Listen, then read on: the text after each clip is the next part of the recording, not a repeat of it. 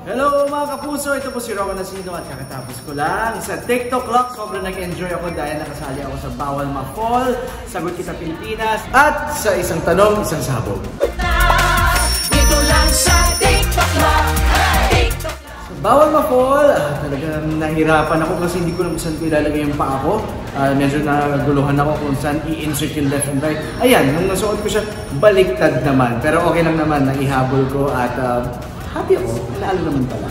Nakahabol pa sa oras si Jason. Sa simula talaga nag-struggle ako, hindi ko alam kung anong gagawin ko. So, tinanggal ko, inulit ko yung buong proseso. At sabi ko, naku, lumalabas yung pagiging competitive ko. Talagang tinapos ko bago matapos yung oras. Sa Sagot Kita Pilipinas, nag-enjoy ako sobra at kinabahan. Dahil hindi naman ako talaga magaling sa general information na mga tanong. At buti na lang, dala ng magagaling ang pasagot crew natin.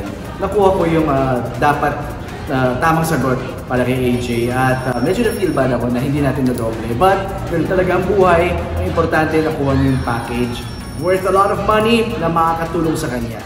Nung ko siya nakita, kita ko yung iba yung aura niya. Very positive, parang ang dali niyang lapitan. At nung nandun sa stage, hindi siya takot na matalo. Talagang sugod talaga, palaban. At maganda yung mga sinabi niya kasi kahit talo, kahit hindi na po yung doble pera, very optimistic pa rin siya. Sabi niya, kahit hindi natin na po yung cash, itong meron tayo, baka madoble pa. Makuha pa yung at makatulong sa pamilya niya. Kaya kitang-kita na kahit breadwinner siya, mahal na mahal niya yung pamilya niya. Ay. Sa isang tanong, isang sabog, akala ko kilalang-kilala ko yung mga kaibigan ko artista. Yung pala, may mga trivia pa pala ako na hindi alam tungkol sa kanila.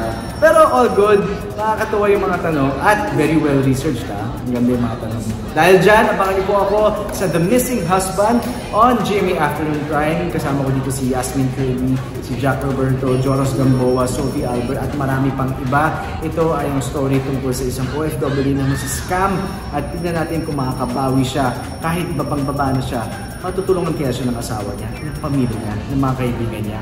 Abangan po natin ang The Missing Husband on GMA Afternoon Prime. Thank you very much mga tropa!